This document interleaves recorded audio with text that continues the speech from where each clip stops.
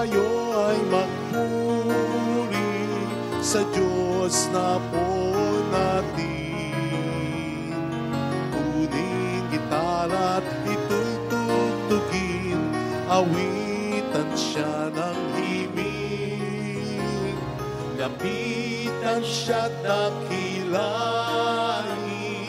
atin siyang sambahin.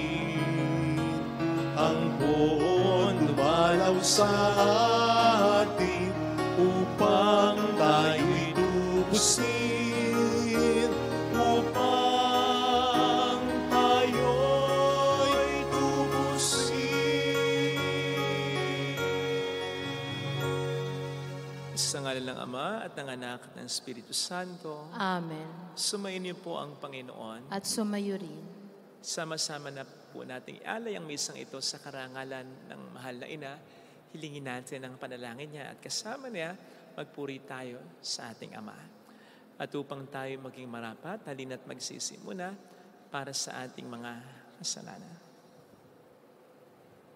Tayo pong lahat, inaamin ko sa makapangyarihang Diyos at sa inyo mga kapatid, na lubha akong nagkasala sa isip, sa salita at sa gawa, at sa aking pagkukulang. Kaya sinasamo ko sa mahal na Birheng Maria, sa lahat ng mga anghel at mga banal, at sa inyo mga kapatid, na ako'y panalangin sa Panginoong ating Diyos. Kaawaan tayo na mapagmahal na Diyos, patawarin sa ating mga sala, patnubayan hanggang sa buhay na walang hanggan. Amen. Panginoon, kaawaan mo kami. Panginoon, kaawaan mo kami. Kristo, kaawaan mo kami. Kristo, kaawaan mo kami. Panginoon, kaawaan mo kami. Panginoon, kaawaan mo kami. Yumuko tayo, maaaring ibulong sa Panginoon ang ating intensyon. Dasal natin ang mga OFW, mga tumutulong sa atin, ang mga may sakit at ang mga nag-aalaga, nagtataguyod sa kanila. Manalangin tayo. Ama naming makapangyarihan, ipagkaloob mong kami magkamit kailanman ng kalusugan at kagalingan sa aming katawan at kalooban. Pakundangan sa pagdalangin ng laging bireng Santa Mariang Mahal, kami naway mahango sa hapis sa kasalukuyan at makinabang sa kalawalatiang walang katapusan. Sa pamamagitan ni Jesucristo, kasama ang Espiritu Santo, magpasa walang hanggan. Amen.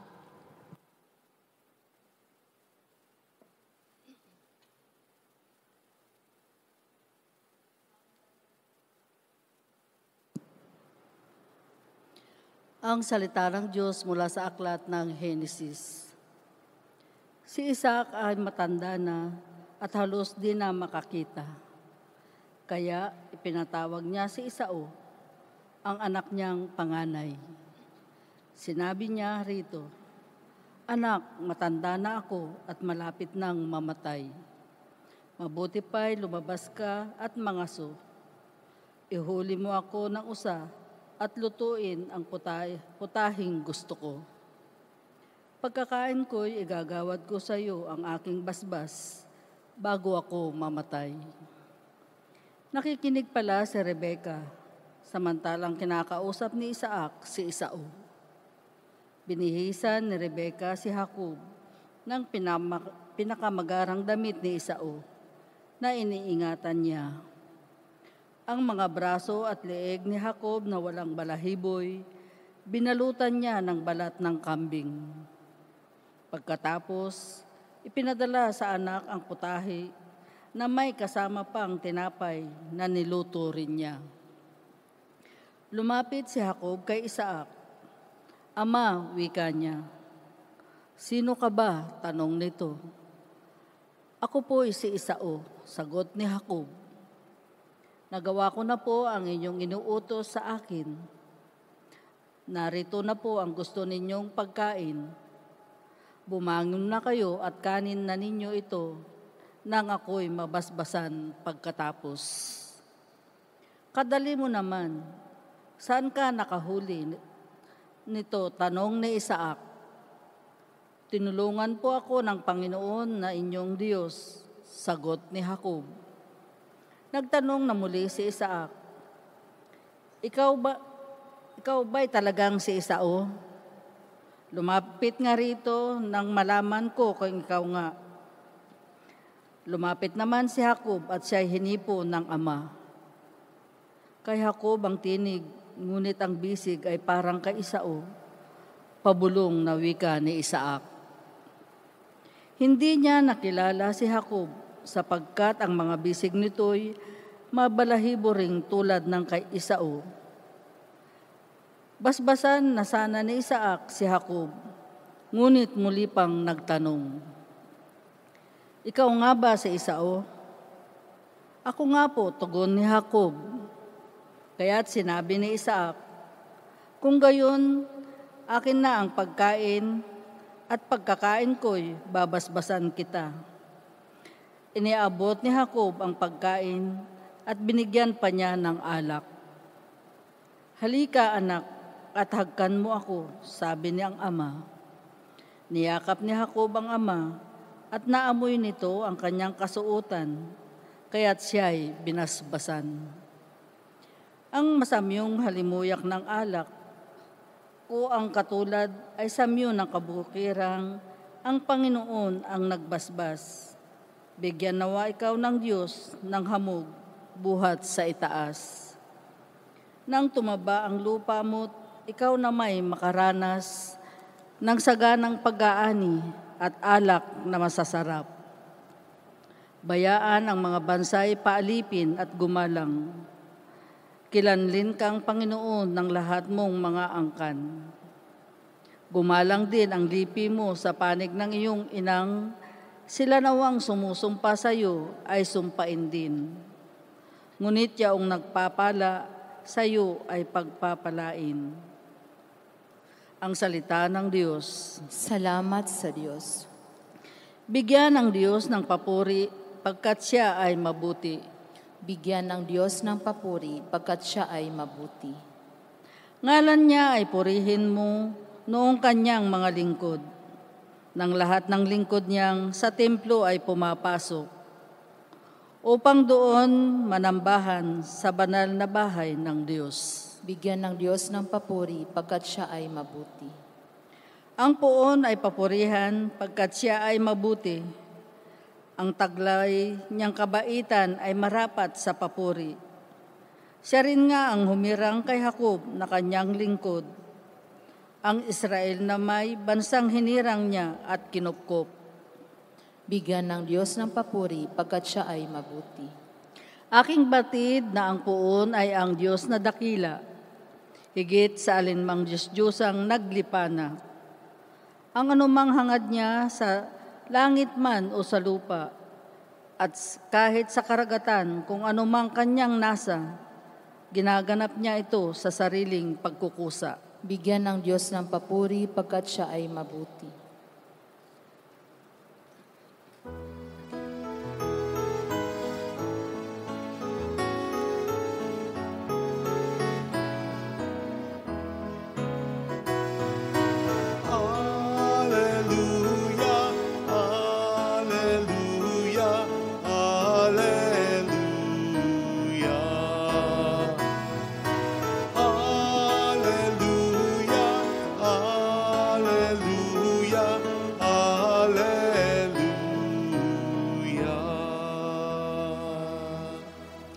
Sumainyo ang Panginoon. At sumayo rin. Ang mabuting balita ng Panginoon ayon kay San Mateo. Papuri sa iyo, Panginoon. Noong panahong yon, lumapit kay Jesus sa mga alagad ni Juan Bautista at ang wika, malimit kaming mag-ayuno, gayon din ang mga Pariseo. Bakit po hindi nag-aayuno ang iyong mga alagad? Sumagot siya, maaari bang magdalamhati ang mga panauhin sa kasalan habang kasama nila ang lalaking ikinasal? Kapag wala na siya, saka pa lamang sila mag-aayuno. Walang nagtatagpi ng bagong kayo sa isang lumang kasuotan, sapagkat mababatak nito ang tinagpian at lalong lalaki ang punit. Wala rin nagsisilid ng bagong alak sa lumang sidlang balat. Kapag gayon ang ginawa, puputok ang balat, matatapon ang alak, at mawawasak ang sisidlan. Sa halip, ay sinisilid ang bagong alak sa bagong sisidlang balat. at sa gayoy kapwa nagtatagal. Mga kapatid, ang mabuting balita ng Panginoon. Pinupuri ka namin, Panginoong Heso Kristo. Welcome sa Our Lady of Lasalet, Quasay Parish, kung saan ayos lang umiyak at samahan tayo ng mahal na ina sa pag-iyak at sa pagdarasal upang maging maayos ang lahat. Minsan po habang ako'y nasa labas ng simbahan, pinagmamasdan ko ang kapaligiran, lalong-lalo na ang ating simbahan. Mayroong isang kaparokyano ang kumausap sa akin. Nasabi niya, Father, ang ganda-ganda po ng ating simbahan, pati po ang kapaligiran, ang linis-linis. Napuri din niya yung dami ng mga taong nagpupunta sa atin dito, lalo na tuwing linggo, at yung ginagawa nating pagtulong sa ibang mga parokya, sa ibang mga tao. Natutuwa naman ako, nangingiti ako, sapagkat yun din naman ang kaligayahan ko. Hanggang sa masabi niya, kaya lang Father, almost 2 years na lang, malilipat ka na. Saan kaya ma-assign? At yung mapapalit kaya sa'yo dito, alagaan yung simbahan na ito at yung mga tao. Natigilan ako Nawala yung ngiti ko. Because I was like, oo nga Sabi ko na lang sa kanya, kung naman parang pinapaalis mo na ako. Of course, hindi ako pinapaalis literally. Pero manapa, hindi niya nalalaman, pinapaalis niya na ako dun sa sitwasyon naming dalawa na nasisiyahan ako. Masaya ako Biglang nawala. Naglaho yung ngiti. Yung saya. Sapagkat natuon agad ang pansin ko sa mangyayari pagkalipas ng halos 2 taon pang pananatili ko dito. So nakita nyo na ang isa sa malaking dahilan ng ating kalungkutan at ng ating mga kaba, pag-aalala, minsan nararamdaman. Isa sa malaking dahilan ay hindi natin i-enjoy ang ngayon, ang kasalukuyan. Sapagkat natutuon agad ang pansin natin sa kinabukasan. Buti nga kung kinabukasan as bukas lang talaga Isang araw, wala pang pagitan. Kaya lang yung kinabukasan na yan, minsan, taon pa ang bibilangin, buwan pa ang bibilangin. And in some instances ay pwede namang hindi mangyari, hindi naman matuloy. Pero ngayon pa lang, iniisip na natin, inaalala na natin, kinatatakutan natin, ayan nga ang magnanakaw, mag-aalis ng kaligayahan na dapat ngayon ay nararamdaman natin. Yan po sa palagay ko ang isa sa mga sinasabi ng ating Panginoon sa Ebanghelyo sa atin nang tugunin niya ang mga kumukwestiyon kung bakit hindi nag-aayuno ang mga alagad niya. Because in effect, He was telling them and He was telling us, darating ang panahon na mag-aayuno ang mga disipulo ko, pero hindi ngayon, hindi pa ngayon. Darating ang panahon, pero wag muna ngayon. Kasi yung pag-aayuno, may katangian yun ng kalungkutan. Ayun. Kumpara sa kasalan, yun ang ginamit niyang paglalarawan dito. Feasting, may tawanan doon. So may karakteristik yun ng kaligayahan. So darating ang panahon na malulungkot sila, malulumo sila, pero hindi muna ngayon. Di ba't may kaparehas na turo ito sa banal na kasulatan, yung Ecclesiastes? There is time for everything. May panahon para sa bawat isa o sa bawat bagay. May panahon para maging malungkot, may panahon para maging masaya. Na kung ikukonekta natin sa sinasabi ni Kristo, in effect, He was telling, may time for feasting, may time for fasting. Pero hindi mo dapat paglubuhin yung dalawa. I mean, pagsamahin agad yung dalawa. May tamang panahon para sa bawat isa. Sapagkat bawat panahon ay may nakalaan na blessing ang Panginoon. Kaya bawat pagkakataon ay pupwede pa rin maramdaman ang paggabay at ang magandang biyaya ng Panginoon. Hence, we must let each situation become what it is without forcing it or without wishing it or wanting it to be what we think it should be. Then we thank God for it. We make the most out of it so that we may be able to enjoy it.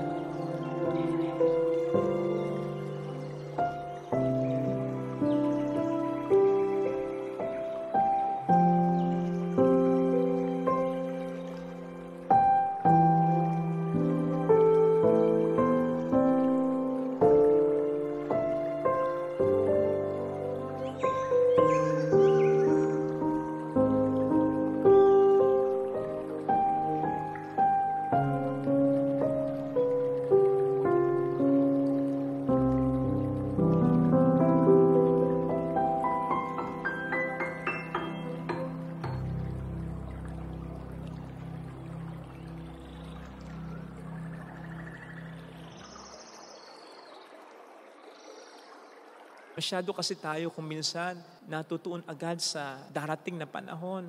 Kaya't hindi natin na-enjoy ang now, ang present, ang kasalukuyan o ang ngayon. Parang ganyan yung nangyari sa ating unang pagbase ng lokohin ni Jacob, ang kanyang ama at ang kapatid niya. Sapagkat malamang sa hindi siya nakontento sa kung ano yung present na biyaya niya. Kaya gumawa siya ng hakbang na hindi naman dapat gawin talaga. So ano nangyari? Bagamat pinagpala pa rin siya, nakaranas siya ng maraming mga problema. So you see, pagpapalain naman siya, darating naman ng panahon na pagpapalain siya, pero hindi niya muna hinintay yun eh. Nanloko na siya na naging dahilan ng mga problemang naranasan niya. Kaya sana ito'y magsilbing aral at reminder para sa atin na appreciate natin lagi ang mga pagkakataon na ibinibigay muna sa atin ng Panginoon. And I said, muna, dahil magbabago yung sitwasyon eh. Pwedeng masaya ka ngayon, pwedeng bukas malungkot ka na. Pwedeng ngayon, sagana ka, pwedeng bukas, medyo nagkukulang ka. Pero sana'y wag ma-focus lang ang pansin natin sa mga magandang sitwasyon ha, sapagkat tandaan natin ang Panginoon ang siyang Alpha at ang Omega. Ibig sabihin, sa bawat sitwasyon, naroroon siya. Baka nga pwede nating sabihin na mas naroroon ang presensya ng Panginoon sa mga pangit na sitwasyon eh. Lalo pat alam niya na sa mga pangit na sitwasyon, mas kailangan natin ng tulong. Pag nagkakasakit tayo, pag nagigipit tayo, pag namumroblema tayo, kapag may mga sadness and disappointments tayo, nandun ang Panginoon. So ibig sabihin, nandun ang pagpapala niya. Kaya po pwedeng makaramdam pa rin tayo ng biyaya sa paraan na mas ma-appreciate natin ang pagdamay at pagmamahal niya. Basta, bawat pagkakataon, enjoy lang natin dahil nasa bawat pagkakataon ang Panginoon natin. Amen. Lagay natin ang ating kanang kamay sa tapat ng ating puso.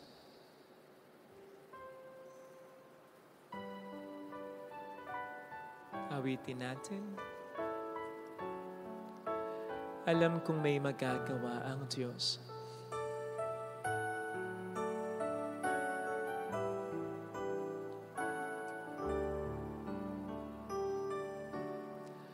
Alam kong may magagawa ang Diyos. Alam kong may magagawa ang Diyos. Alam kong may magagawa ang Diyos. Kung ako'y magtatapat, sa Kaniya'y maglilingkod,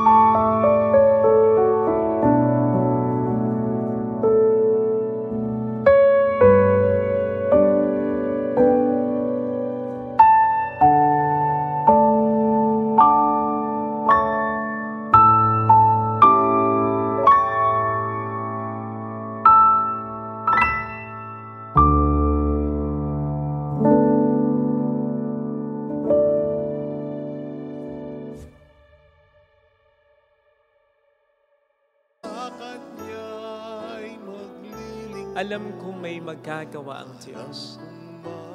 May magagawa ang Diyos. Alam kong diringkin ng Diyos ang samo ko sapagkat mahal niya ako. Diringgin ng Diyos ang samo ko. Alam kong diringkin ng Diyos ang samo ko Alam kong sapagkat alam niya at naroon siya sa kalalagayan ko. Kung ako'y magtatapat,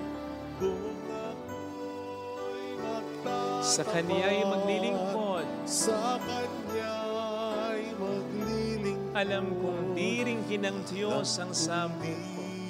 Diringgin ng Diyos Pumikit ang tayo. samo ko. Panginoon, tulungan mo pong maalala kong lagi na kasama kita sa bawat sitwasyon, sa bawat pagkakataon.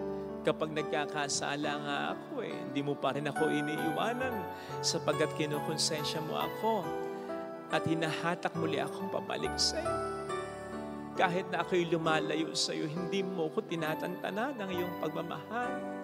Pagdududahan ko pa ba ito? Sa oras na mas kailangan ko ito, kapag namumroblema ako, kapag hindi ko na alam ang gagawin ko, Panginoon, tulungan mo akong mapanghawakan ito upang kahit na sa mga mahirap na sitwasyon sa buhay ko, manampalataya akong ika'y kasama ko. Hallelujah. Upang i-acknowledge ko pa rin yung lungkot ko, upang magpakatotoo ko sa sakit na nararamdaman ko, sa hirap na dinaranas ko, upang hindi ako mahiya na aminin ang kasalanan ko. Sapagkat sa bawat pagkakataon naroon ka upang sagipin ako, kailangan ko lang aminin ang kasalanan ko, ang pangangailangan ko para sa iyo. At higit sa lahat, ang panghawakan ng pangako mo na kailanman hindi mo ako kakalimutan. With that, kayang-kaya kong sabihin, mayroong magandang mangyayari sa atin, sa iyo. Na kahit may problema, may biyaya, ibig sabihin, may mangyayari pa rin maganda. Kumbaga, maghihintay lang ako. Makikita ko ang lubusan ng pagkilos mo kung lalapit kay Jesus.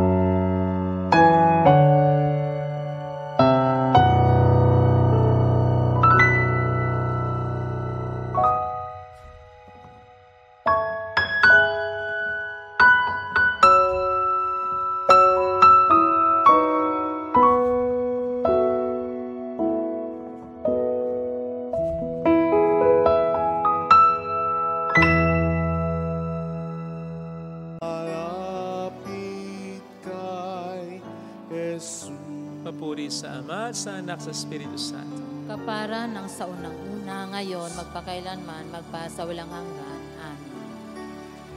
Pag-aalay.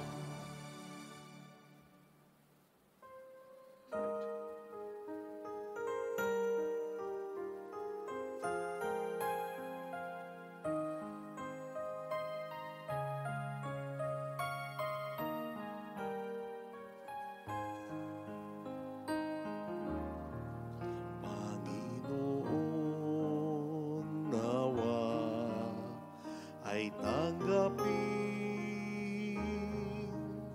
sa iyong mga kamay itong paghahain sa iyong kapurihan at dakilang kabanalan. Handog ng iyong sambayan ng banal. Panginoon, nawa ay tanggapin sa iyong mga kamay itong paghahain sa iyong kapurihan at dakilang kabanalan. Handog ng iyong sambayan ng banal. Handog ng iyong sambayan ng banal. Manalangin tayo, pang ating handog ay maging kalugod-lugod sa Diyos namang makapangyarihan. Tanggapin nawa ng Panginoon itong paghahain sa iyong mga kamay, sa kapurihan niya at karangalan sa ating kapakinabangan at sa buong sambayanan niyang banal. Ama naming lumikha, ang iyong nagkatawang taong anak ay tumulong nawa sa aming ginagawa upang siya na iniluwal ni Maria nang di bumawas kundi lalo pang nagpagganap sa pagkapira na may magpagintapat na kalugdan mo ang aming pagkahain sa ikapagkapatawad ng mga kasalanan namin sapagkat siya ang Panginoong kasama mo at ang Espiritu Santo magpasa walang hanggan. Amen. Sumainyo ang Panginoon. At sumayo rin. Itaas sa Diyos ang inyong puso at diwa. Itinaas na namin sa Panginoon. Pasalamatan ng ating Panginoong Diyos. Marapat na siya ay pasalamat. Ama naming makapangyarihan, tunay ngang marapat na ikaw ay pasalamatan. Bukod mong pinagpalang maging ina ni Jesucristo ang mahal na birheng nagpupuri at nagagalak sa iyo. Ikaw ang Panginoon.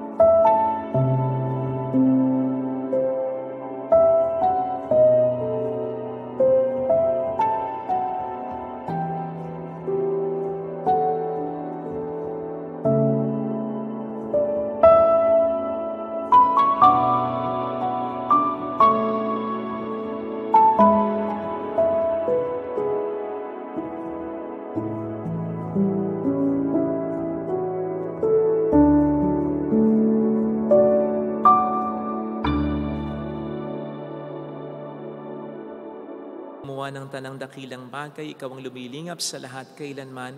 Nilingap mo ang mahal na biran bilang iyong abang alipin na binigyan mo ng tungkuling kumalinga sa anak mong manunubos namin. Kaya kaisa ng mga anghel na nagsisiawit ng papuri sa iyo ng walang humpay sa kalangitan, kami po'y nagbubunyi sa iyong kadakilaan. Santo, Santo, Santo, Panginoong Diyos ng mga hukbo, napupuno ang langit at lupa ng kadakilaan mo, Hosana sa kaitaasan. Pinagpala ang naparirito sa ngalan ng Panginoon, Hosana sa kaitaasan. Ama naming banal, ikaw po ang bukal ng tanang kabanalan. Kaya't sa pamamagitan ng iyong Espiritu, gawin mong banal ang alay na ito upang para sa amin maging katawan at dugo ng aming Panginoong Hesukristo. Bago niya pinagtiis ang kusang loob na maging handog, ginawakan niya ang tinapay. Pinasalamatan kaniya, pinaghati-hati niya iyon, niabot sa kaniyang mga alagad at sinabi, tanggapin ninyong lahat ito at kanin. Ito ang aking katawan na iahandog para sa inyo.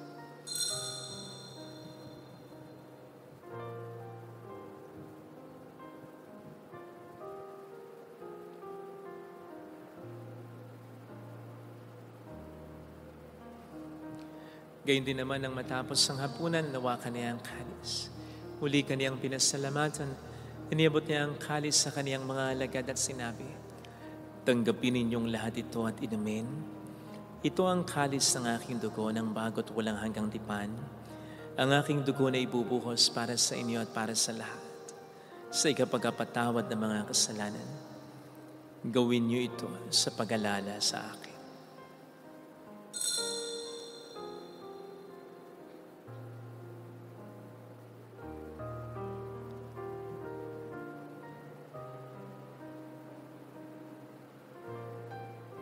Ipagbunyi natin ang misteryo ng ating pananampalataya. Si Kristo'y namatay, si Kristo'y nabuhay, si Kristo'y babalik sa wakas ng panahon. Ama, ginagawa namin ngayon ang pag-alaala sa pagkamatay at muling pagkabuhay ng iyong anak. Kaya inialay namin sa iyong tinapay ng buhay, ng kalis ng kaligtasan. Kami nagpapasalamat dahil kami iyong minarapat na tumayo sa harap mo para maglingkod sa iyo. Sinasamo namin kami na magsasalo sa katawan at dugo ni Kristo ay mabuklod sa pagkakaisa sa pamamagitan ng Espiritu Santo. Ama, lingapin mo ang iyong simbahang laganap sa buong daigdig. Puspusin mo po kami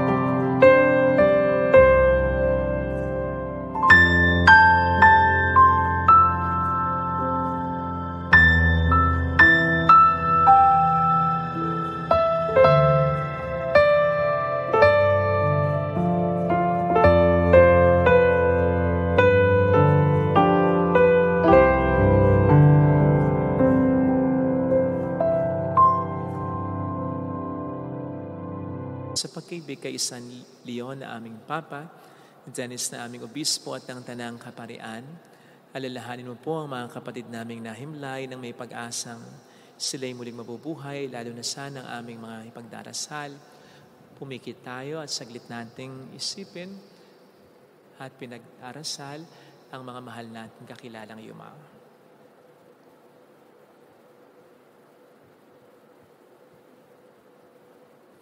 Kaawaan mo sila at patuloyin sa iyong kaliwanagan. Kaawaan mo at pagkintapatin kaming lahat na makasalo sa iyong buhay na walang wakas. Kaysa ang mahal na birhen ng Lazaret, ang ina ng Diyos, San Jose ang kabiyak ng kanyang puso, lahat ng mga banal na namuhay dito sa daigdig ng kalugod-lugod sa iyo, may pagdiwang nawa namin ang pagpupuri sa ikararangal mo sa pamamagitan ng iyong anak na aming Panginoong Jesucristo.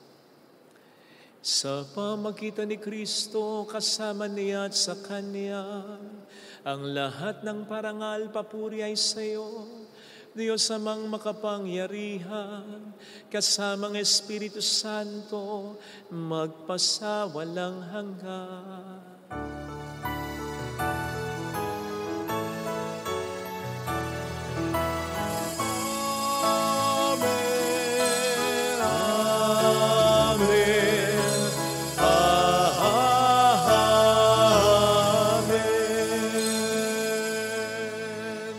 Tumawag tayo sa Ama.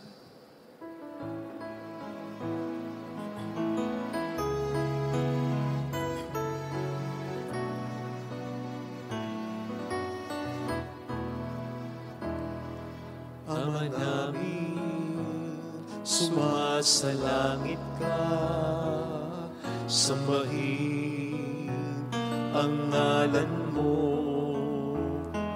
mapasa amin ang kaharian mo, sundin ang loob mo dito sa lupa para nang sa langit.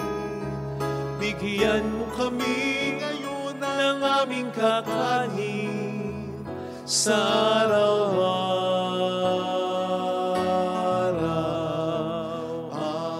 At patawarin mo kami sa aming mga sala, para ng pagpapatawad namin sa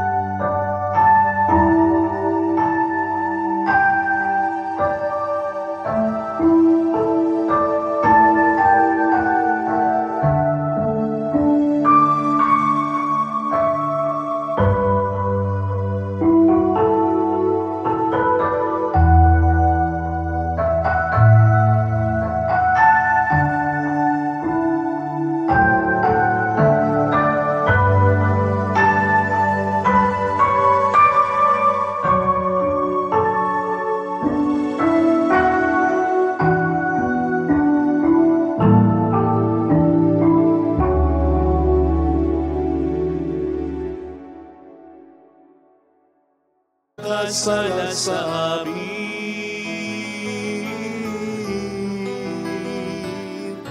at huwag mo kami ipahintulot sa tukso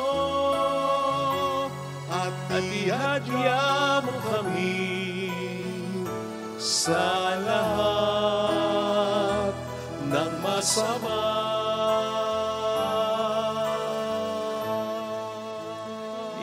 Kami adya sa lahat ng masama, pagkalooban ng kapayapaan araw-araw, iligtas sa kasalanan, sa kapahamakan, sa mga seryosong karamdaman.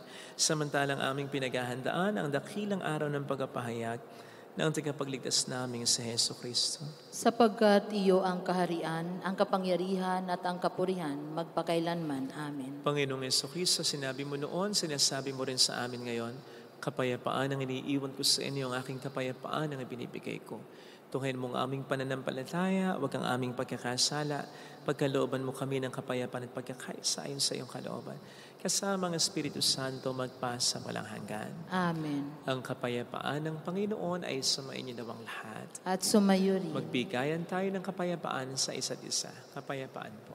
Please be with you. Kordero ng Diyos, nag-aalis sa mga kasalanan ng sanlibutan, maawa ka sa amin. Kordero ng Diyos na nag-aalis sa mga kasalanan ng sanlibutan, maawa ka sa amin.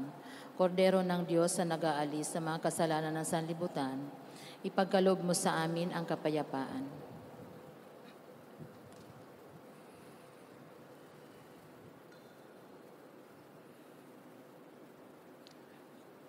Narito sa harap natin ng Panginoon ang ating buhay at kaligtasan.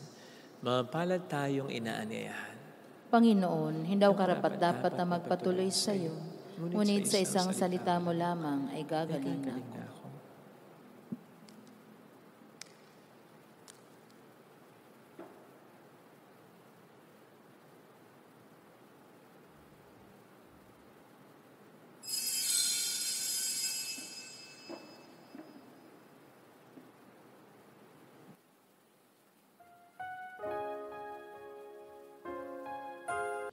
Panalangin para sa espiritual na pakikinabang.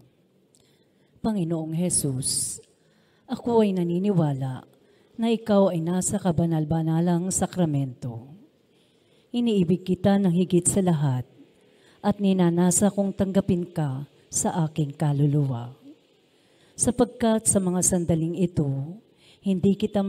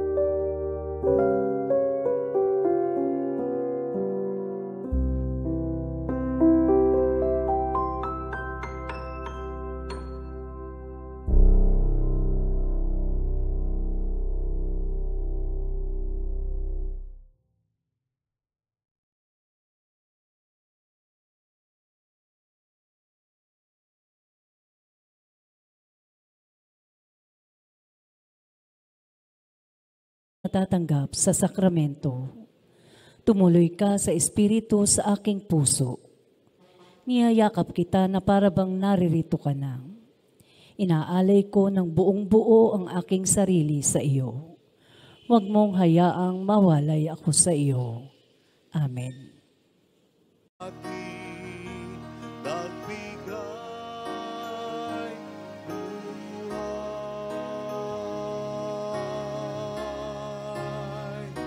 Si Jesus ang katotohanan, si Jesus ang daan. Siyang ating Panginoon, magpakailan pa man. Siyang ating patnubay, siyang ating gabay. Siya sa ating nagbigay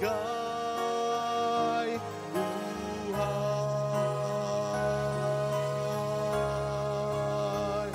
Si Jesus ang katotohanan, si Jesus ang daan. Siyang ating Panginoon, magpakailan pa man.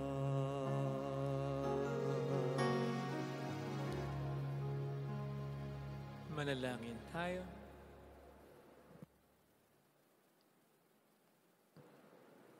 Ama naming mapagmahal, sa pag-asalo namin sa banal na pakikinabang, ang iyong kagandahang loob ay aming hinihiling upang ang pagkaparangal namin sa mahal na Birhen at pagtulad namin sa Kanya ay magpagindapat na aming paglingkuran ang pagganap sa kaloob mong kaligtasan.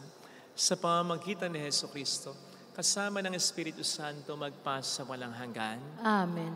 Holy Gods, Holy Mighty One, Holy Immortal One. Have mercy on us and on the whole world. Holy Gods, Holy Mighty One, Holy Immortal One. Have mercy on us and on the whole world. Holy Gods, Holy Mighty One, Holy Immortal One. Have mercy on us and on the whole world. Jesus, King of Mercy, We trust in you. alalahanin, Alalahanin, o mahal na Birhen ng Lasanet, ina ng pag-asa, ikaw ang nagpapaalala sa aming magbalik loob sa Ama. Ito ang nagpapatunay na ang kagandahang loob mo'y nanatiling busilak sa pag-aarob. Amen.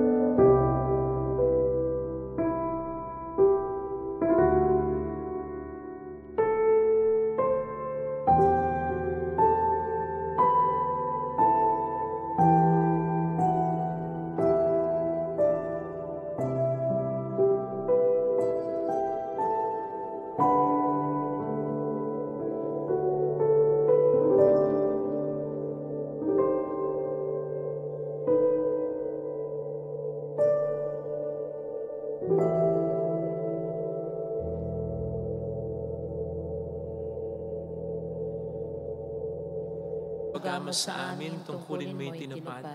Sa paanan ni Kristo, itinuring mo kaming mga tunay mong anak. Kaya ninais mong niisay, huwag mapahamak. Maging sa iyong walang tigil na pananalangin, pati luhay pumatak. Huwag namang mawalan ng saysay ang iyong paghihirap. Hiling nawa namin sa iyo, aming inang liyag, na matapos ang pakikibaka namin sa mundong ito, at sa pananatili naming tapat kay Kristo. Sa kapurihan mo'y makibahagi kaming ganap, upang kung nasan ka ngayon ay maparoon din kami lahat, at ang kaganapan ng kaluwalhatian ng Diyos sa may tuluyang matupad siya nawa. Mahal na bira ng lasal at tagapagkasundo ng mga makasalanan. Ipanalangin mong walang patid kaming mga dumudulog sa iyo. Maraming salamat sa inyong pakikisa at sa mga tulong na binibigay ninyo. Salamat po. Sumayin niyo ang Panginoon. At sumayo rin. Pagpalain kayo kasama ng ating pamilya na mapagmahal at Diyos, ng Ama at ng Anak, ng Espiritu Santo. Amen. Umayo tayo sa kapayapaan ni Kristo. Salamat sa Diyos.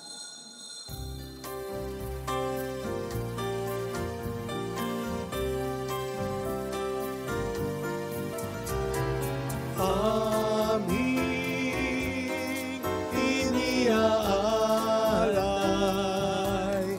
ang pag-ibig na walang kapantay. O kay sarap mabuhay kung may nagmamahal, pagmamahal na tunay at laging dalisay. Ang birhen kong umibig ay walang sintamis, pagsintang sakralinis sa iyo hanggang langit. O Birhen, Birheng mahal, sa awit at sa dasal,